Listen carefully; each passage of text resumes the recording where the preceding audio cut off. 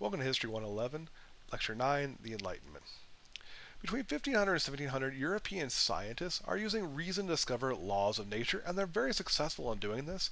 And they find out things like planetary movements, chemistries, vaccines for smallpox, and so on and so forth.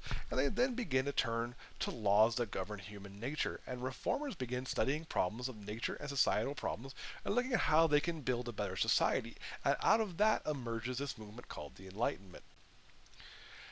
The major Enlightenment ideas are this: every social, political, and economic problem can be solved through the use of reason alone. And importantly also, governments are created by people to secure their rights in an orderly society. Another key idea is that having all the power vested in a single person leads to tyranny is a bad idea, therefore separating the powers and making sure that no one person has too much control is the best way to protect those liberties. Enlightenment thinkers also believe that all men are created free and equal, and they also believe that a free market should be allowed to regulate trade. There's a particular group of Enlightenment thinkers known as physiocrats, and they're going to reject mercantilism in favor of a policy called laissez-faire.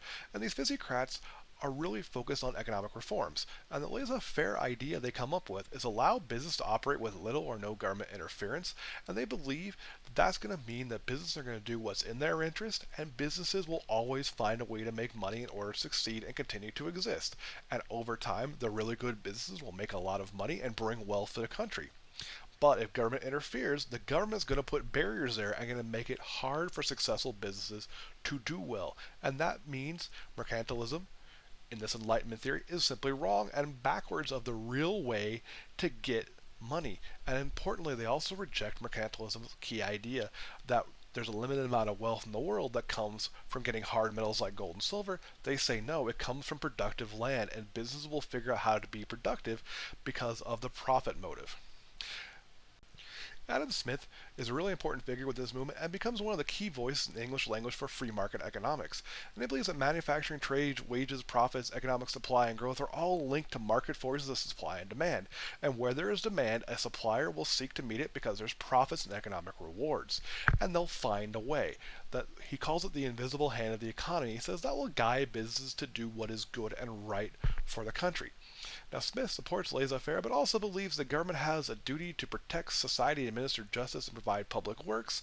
So while he believes in free market economics, he also believes that there is a role for government in certain limited aspects. His ideas are going to lead to very productive economies during the Industrial Revolution in the 1800s and 1900s, but at the same time, the lack of government control is really going to see some social problems that we're going to talk about later.